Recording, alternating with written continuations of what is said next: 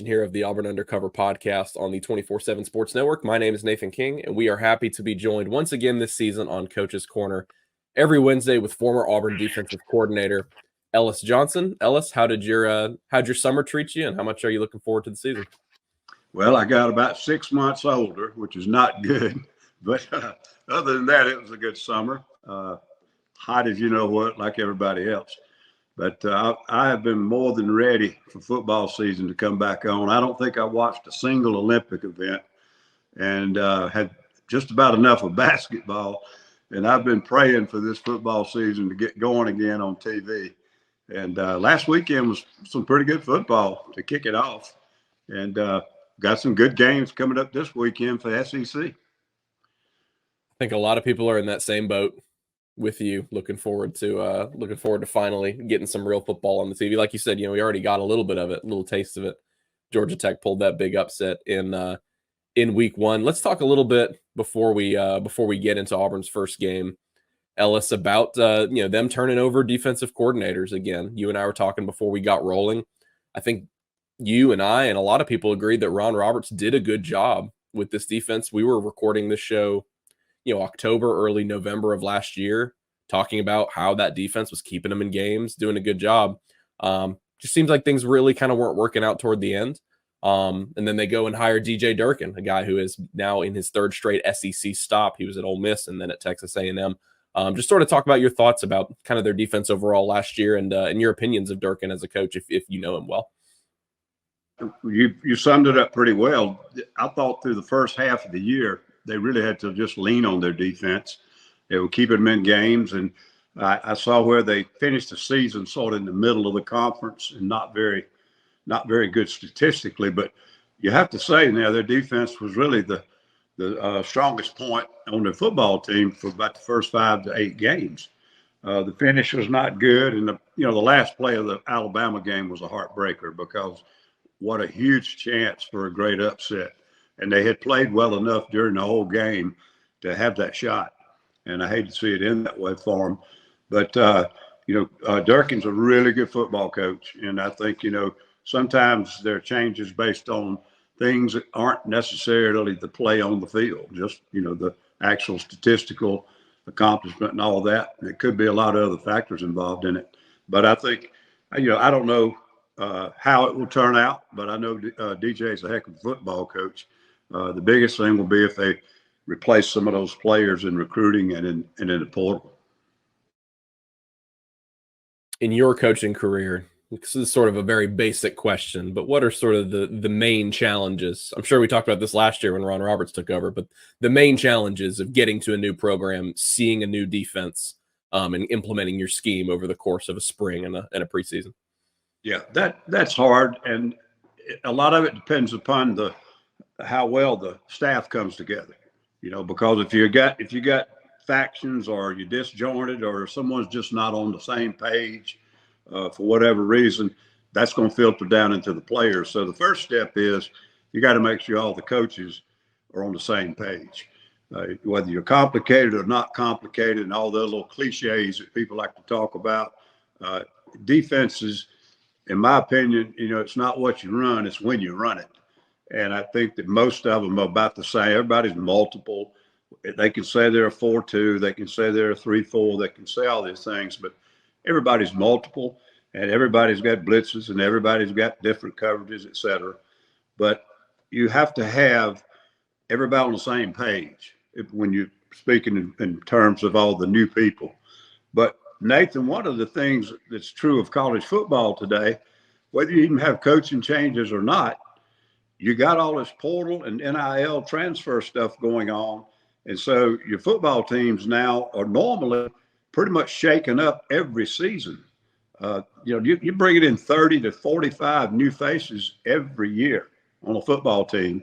And I think that it sort of downplays the importance of the coaches changes, because whether you have a coaching change or not, it's like a new bunch of players out there and you got to almost start from scratch. A lot of them are not even there in the spring. So it really is a challenge, but it's everybody's in the same boat. So I think that one of the biggest factors in college football today is if you have a returning starting quarterback who was productive, you got a heck of a chance of having a good start to your season. We can pivot there and talk for a minute about Peyton Thorne at quarterback for Auburn because, productive was not the best, way to describe him at times last season. Obviously, they did that rotation and shuffle for a while, and then they sort of ended on him at the end of the season. And then we get to the offseason and Freeze decides, and look, they kicked the tires on some transfers, despite how much they maybe don't want to admit that. But they end up rolling with Peyton Thorne into a second season as a starter. Ellis, he is a sixth-year senior quarterback. He has played a lot of football. Freeze has been adamant that the staff changes he's made, getting a more familiar quarterback coach, getting a more familiar offensive coordinator, and obviously those upgrades they got at wide receiver. He has been adamant all of these things can work together to make a really good season for Peyton Thorne, certainly better than last year. I guess, how much of a jump and what are the aspects that you see as being necessary getting a quarterback who was on the same team, but trying to surround him and insulate him with better personnel and better play calling? I guess, how can you sort of see that jump for him this season? Yeah, well, there were a lot of things that you already covered that went on from the last game to this season. As far as the roster, as far as trying to maybe try to find somebody in the portal that could come in and, light a fire in the offense. But the main thing that occurred that I read, if it's correct, is that Hugh wants to get back involved directly in play calling and or game planning. And I think that's important. Having coached for a guy like Steve Spurrier, for example, when you start turning that over to other people and you've been doing it yourself for 15 or 20 years and doing it pretty doggone well, it doesn't normally go well because even if you're trying not to, you're going to end up second guessing. You can't help it. I mean, you're one of the best in the business, and I put Hugh in that category. I think he's one of the better play callers in the SEC. And to delegate it to a different coordinator, and Phillip was an experienced coordinator, much more so than Derek. But Derek has been with Hugh before, and I think he knows more what he wants, and he can handle that room in the game planning. But I think that you're going to see Hugh Freeze calling plays. And I think that's going to make it probably an easier transition. You mentioned about the quarterback, and it was at times it was a rotation. They didn't know who their quarterback was last year at early times in the year. But if he's comfortable with Peyton Thorne, and of course he's been in it with him a year, I think it'll all end up probably working out okay, as opposed to bringing in a transfer, unless he could have gotten one of the best out there on the chopping block. I don't see how it would have helped them to bring somebody else in. So I think they're going to be better on offense simply because he's taking more control of it, and it will be more what he wants and what he believes in. Doesn't mean somebody else did it wrong, but they do it differently. And that is hard to sit there play after play, and you say, well, we should have run this, or we should have run that. And you don't want to start meddling in the play calling too much, and you get them all off track. And so I think it's going to be a good change for them, and I think the main thing is you calling the plays. These freshman wide receivers for them have been obviously probably the biggest talking point of the entire offseason, how this passing game is going to get better. But on DJ Durkin's defense this season, lots of really talented freshmen they were able to bring in. I guess from a game planning, blueprint perspective for your defense, just how much does that change things as a coach when your third or fourth guy at linebacker or your third or fourth guy at a defensive end, instead of being a guy that is just a rotational piece, maybe you're not as confident in, is all of a sudden this 5-star, high 4-star, really talented freshman. I guess, how does that sort of change your game planning perspective as a defensive coach? I don't know how much it'll affect the game planning. I think that will depend upon just how dynamic some of those guys are. Will they have certain things schemes, concepts they could come up with to highlight a guy's abilities? And although they may not be a starter consistently, they can come in on third down and be an impact player. I don't know them well enough to be able to judge that. But I do think that one thing that with depth, I mean, you can't ever downplay the importance of quality depth. And Brad Lawing, who used to coach our defensive lineman at Carolina when we were together, he used to really try to rotate guys, even if they weren't as good as the other guy, he wanted to get them rotated early. He said, if you ever lose one, a big guy, if you lose him physically during the course of a college football game, it is hard to get him back that day. In other words, if you get a great wide receiver, runs a 9 route and takes one 85 or 90 yards, he just needs to go over there and get him a glass of juice and take a break and come back out the next series. He runs another 9 route. Well, big guys don't work that way. And if you've got depth and you can rotate guys early, you'll see some of those starters make big plays late in the game. So that's where it's going to help. I don't know if it's going to change his game plan. I just don't know the personnel that well. But as far as having depth you can trust, that is a huge asset, of course, on either side of the ball. But we always felt like on defense, especially in the front, that was a huge, huge factor. Yeah, I mean, that brings me to a topic I really wanted to talk to you about, and that is this defensive line for them. They lose a couple guys to the NFL, mainly Marcus Harris was their best player. And Ellis, at least for me, when I go back and look at the snap counts of the last couple years, guys like Marcus Harris, I mean, he played almost 600 snaps last year. And then you look at the drop down, no one else is really close. This year, they bring in four Power 4 transfers. I just don't know how much of a difference there is between these guys. I don't know if one of them is a superstar, one of them is, kind of lower down the depth chart. I really don't. I think they're all pretty similar. My point is, talking to Durkin and talking to the defensive players, you mentioned the rotation.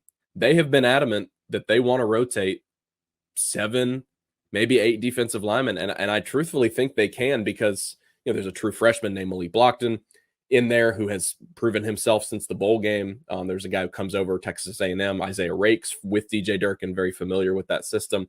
I guess just what are, like you already kind of mentioned, the benefits of doing that on a defensive line, but in the modern SEC, how successful do you think that can be? Because it definitely seems like their approach this year is going to be more of a by committee. Let's get as many guys in the game as possible and keep them fresh, because I don't think they necessarily have a superstar along that defensive line, at least not yet. Yeah, I mean, and there's pluses and minuses in what you're saying. If all of them are average, it will still help to rotate. But if they're all average, they're going to play average.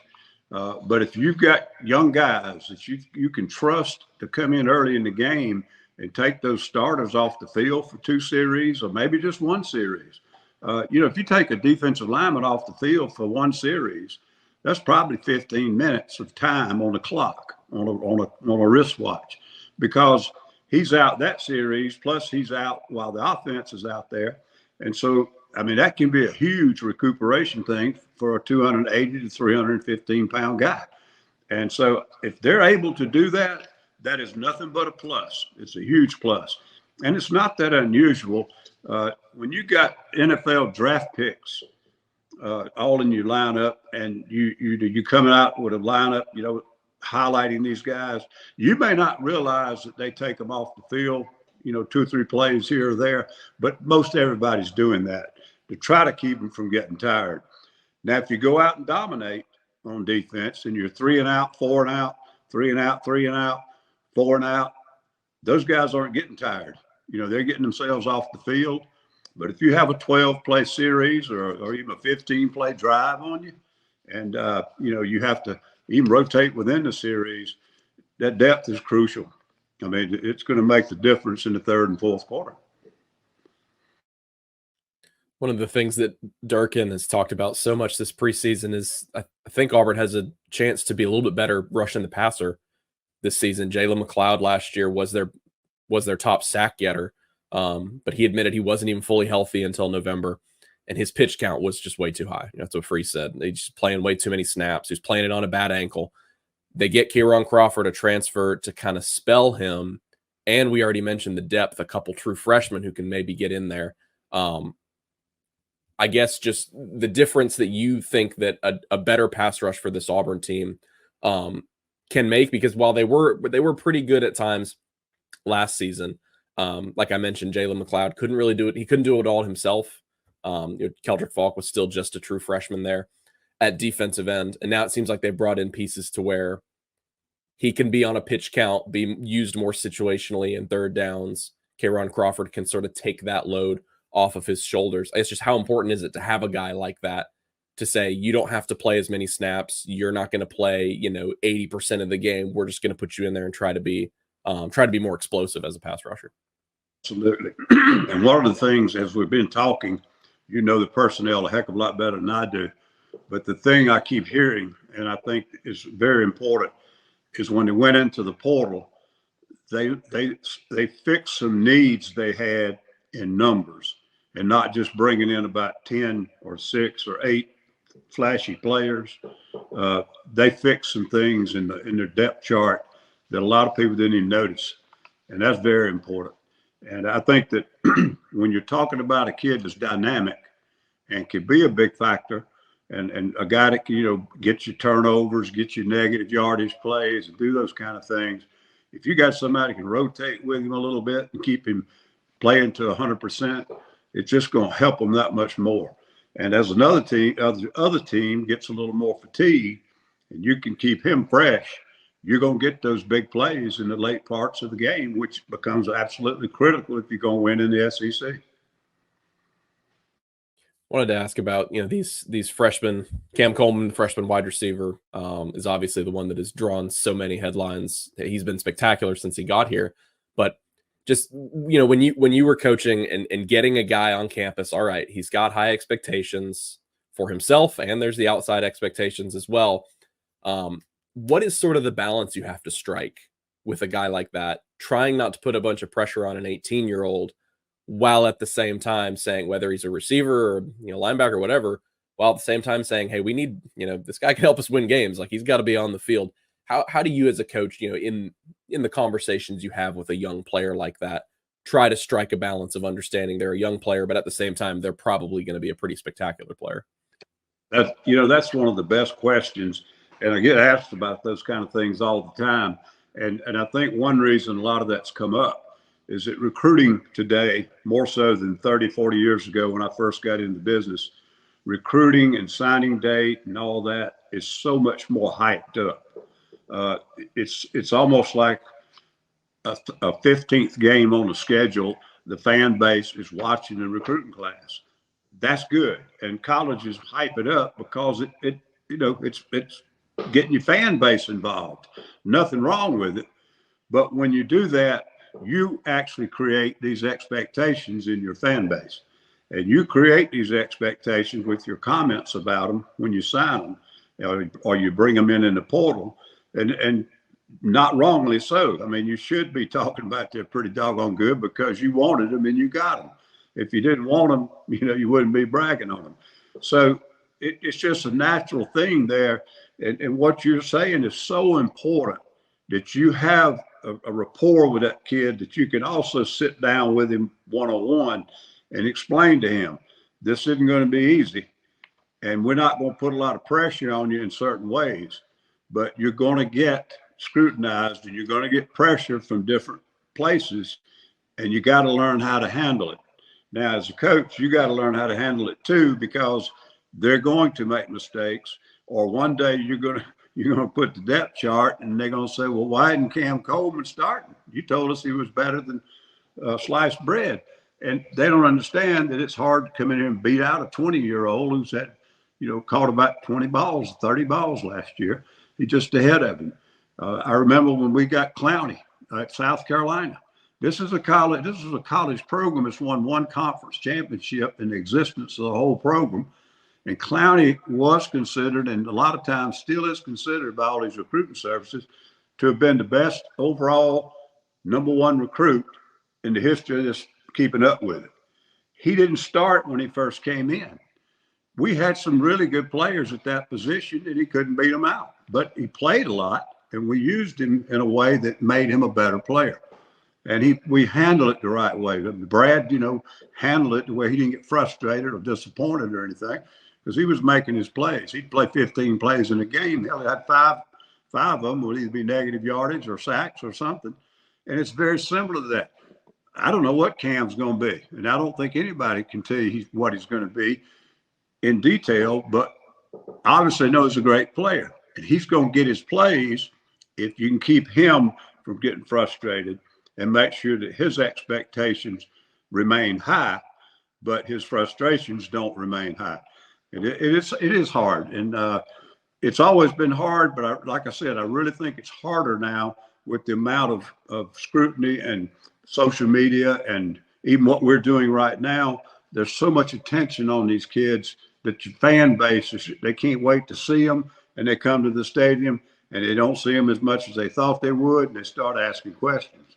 So it can be a delicate process, but if he's a good enough player and you use him the right ways, you'll start making those plays. The confidence will grow, the maturity will come, and we'll probably talk about some of this later, but they've got a schedule that if they play well and play to their abilities, they're going to play a ton of players in those first 3 or 4 games, and that'll bring them along too. Yeah, talk a little bit about Jadeveon Clowney and just how that recruiting process. I mean, what were those 2 years? I imagine sort of ballpark 2 years for you and that defensive staff trying to lock him down as, like you said, potentially the most anticipated recruit ever. Well, corner named Stephon Gilmore, who was also a first-round pick, and Stephon was a high school teammate of his. He was 2 years ahead of Jadeveon, and when I first got to South Carolina, he was in his last year there. I had coached in high school in that area, Rock Hill area. I coached at 2 high schools. We went to conferences, and knew a lot of the coaches and had that recruiting area, and that helped a little bit. And had some folks in the school administration that I'd met way back. They were no longer coaching, but they were still around. Anyhow, Stephon was like the little Jim Thorpe of Rock Hill. He'd run through the little leagues. He had run through the junior highs. He ran through the high schools. He was absolute, just an icon, with those guys. And when we got him, we pretty much owned Rock Hill the rest of the way. And we lost maybe 3 players in 4 years up there that played Power 4 football. And we signed about 12 that ended up being impact. And they weren't as big an impact as those 2 kids, but they were really good players that made plays and weren't just team members. But Jadeveon, I think he wanted to stay close to home, and hopefully because his family could see him play. But it was difficult because obviously everybody in the country wanted him. And I think that he had family members that, even though they wanted to be able to see him play, they at times wanted him to go to another school that had more accomplishments, more championships, more tradition, if you will. So it was hard. It was very difficult. But having signed Gilmore and Devontae Holloman in that same year, those 2 guys helped us so much. We got 3 more guys out of that school within the next 2 years. And then we also signed a couple more over at their rival school, Northwestern. And that was really, to me, the biggest factor was when we got Gilmore. It put us in a path to have a lot more success and a little more input up there with some of those kids. Yeah, I think a lot of people thought Cam Coleman was somebody who wanted to stay home as well, and then he commits to Texas A&M, sort of out of the blue, and it all just became a perfect storm for Auburn when obviously Jimbo gets fired. But I think even if Jimbo hadn't gotten fired, the feeling we had was that I don't know if they would have landed him, but they definitely were going to push for him all the way to the end. Guy 20 minutes down the road, I think was always pretty keen on the idea of playing at Auburn. I mean, I don't know how Clowney was for you guys that first, year on campus, but the thing about Cam Coleman, and you talk about, the role he might play, it's so crazy kind of have to remind ourselves that he just turned 18, because since the spring, it's been like an afterthought. First of all, he's been the starter at the outside receiver spot since the spring. But number 2, I mean, he's just every practice, people are like, Cam Coleman did this, Cam Coleman did that. He made one of the craziest catches I've ever seen. I just think, again, and here we are, and here I am putting more expectations on a freshman, but like, it's tough to ignore when he does that every single day in practice, and you're reminded of the kind of talent that someone like that has. Absolutely. Good. That spring will help him tremendously too. This is a subject. It's kind of a ironic thing. I actually entered college. I was the next to last class of kids that came in that had to play freshman football. You probably don't even remember this because you were born in probably 2010, but Division I football, freshmen couldn't play varsity. You had freshman football teams. And the class right behind me also had a freshman team. But the next group was the first year that freshmen could play varsity. And I remember all the conversations. Everybody was, as it was being pushed in and talked about over that 2 or 3 year period, everybody was like, this is so ridiculous. These kids need that first year. They need to get acclimated to school while they can play freshman football and have their own little team and their little environment. They're not ready for this stuff right off the bat. And people did not think that freshmen would contribute when they first came in. I was one of them. I thought, man, these guys, they'll start getting bounced around and so forth. And it was a little different game back then. It wasn't nearly as spread out or as skill oriented. It was more of a physical banging game in the box. But, it's just amazing now to see some of these 18-year-olds. And you can see them coming along. And, even when they're 12 and 13, you can tell they've got the athletic ability to maybe be one of those guys. And if they have the maturity to go along with it, it's just been amazing to watch how easy some of these kids make that transition and how effective they are. They walk right out on a Power 4 football field, straight out of a high school, and they're as good as anybody else on the field. And so it's funny to look back to me and realize that when I first came along is when they started letting freshmen play. Yeah, that's it. I was a little bit still technically a 90s kid, not 1998. So I just barely snuck in there, but yeah, definitely before my time. Ellis, you mentioned it, but let's talk about the schedule and kind of just general expectations. They're getting into the season opener here. FCS program in Alabama A&M, obviously one that they expect to have a bunch of these young guys on the field in the second half, get them a bunch of playing time. But, for as interesting as the schedule is, it's 5 straight home games. I know Freeze has brought up a point that I didn't even think about. He was sort of disappointed, hey, we don't get any games in October. He's like, that's the best weather month of the year, and it makes things kind of lopsided going on the road 3 straight games. That's a good point. That's a good point to make. But at the same time, these 5 straight home games, they don't have Alabama and Georgia at home this year, or they don't have it. So they have them on the road, and so therefore their home schedule is, I think, a little bit more manageable. Just kind of your thoughts when you look at the outlook for this team and what they maybe could accomplish when you're looking at the schedule. Well, overall, I look at it, Nathan, and of course, it's easy to say this if I'm not sitting in the room, but I think it's comparatively, as a SEC team, they've got a good schedule. And I think the reason I say that is we've been talking these previous 30 minutes about new faces, both players and coaches, and all this transition and change. Well, if you got Alabama, A&M, Cal, and New Mexico, to get the kinks out, I'm not saying you can go out there and lay an egg and still beat those guys, but if you play reasonably well and play to your abilities, you're going to win those games. And you're going to have a ton of confidence. You're going to have confidence in the people in that room, players and coaches, confidence in players and players, confidence with coaches, et cetera. Fan base is going to be on a positive vibe and everything else, and that can be important. So I think it plays well for them. And then you add Arkansas, who's not supposed to be a real good Arkansas team, and you still got them at home. So I just think it gives them a heck of a chance to get a great start. And I think a great start for this football team, because of, like I said, the things you and I have been talking about, I think it's going to be hugely important. Now, then they hit Oklahoma and Georgia and Missouri and all those. I think the games that I say are their make or break games, I think it's going to be Oklahoma, at Missouri, at Kentucky, and then Texas A&M. Those are games that if they find a way to win half of them, they're going to be in a major bowl. I don't think they're going to be able to get in the playoffs, but if they win those 4 games, they're all of a sudden maybe in that conversation. So they've got the tough ones. They got Alabama and Georgia on the road, but if you got to play Alabama and Georgia, which Auburn always does, but if you got to play them, you might as well play them on the road because it's going to be hard to beat them anyhow right now. They're at the top of their game.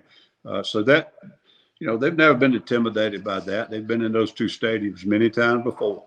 So I think that, to me, the schedule is a very good schedule for this Auburn team.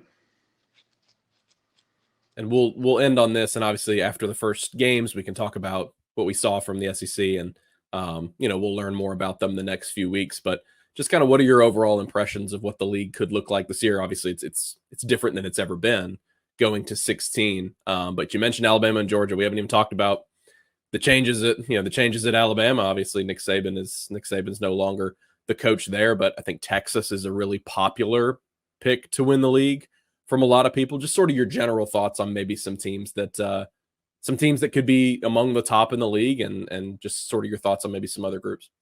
Well, and they've had some bad luck already in training camp with injuries, but to me, Texas might be the best team in the league. That's hard to say when you got Georgia playing as well as they've played and recruiting as well as they've recruited. But I kind of like their big play potential, and their defense has been really improved both through recruiting, and I think they've kind of gotten a new attitude, and they've been better on defense than they have lately. So I say watch out for Texas. And Ole Miss is another really, really dangerous team because they found, Lane has stayed long enough finally somewhere to really put his fingerprints on something. And I think that they're starting to be what he envisions his program being. And they've made some coaching changes over the last 2 years. But I think they're a dangerous team, but I don't think they're is completely the roster, the depth, and the talent level. I'm not sure it's as deep as like we were talking about Auburn having some confidence in their depth chart now. It'll be hard for them to make that run, in my opinion, because of the physicality. But talent-wise, they're right up there with them. So I don't know, man. It's hard to say.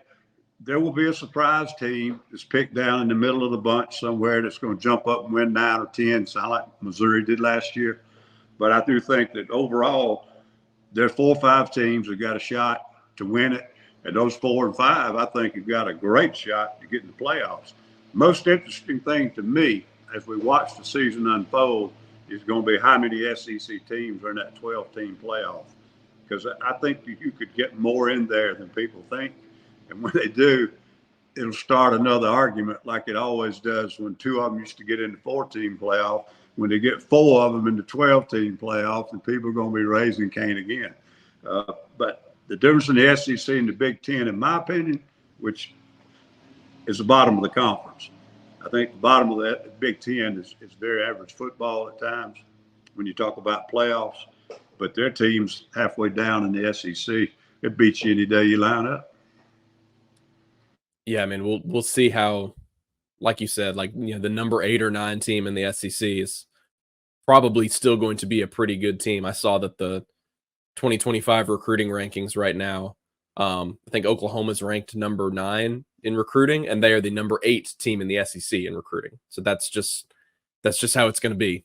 That's just how it's going to be right now. Yeah, South Carolina. I mean, South Carolina's picked 2 or 3 from the bottom. Yeah.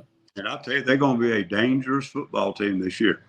I mean, you don't want to play them when you got 2 or 3 of your best players hurt. You don't want to go in and put the ball on the ground 2 or 3 times. They're going to beat you. So they're a dangerous team, and they're not even in the top half by any stretch.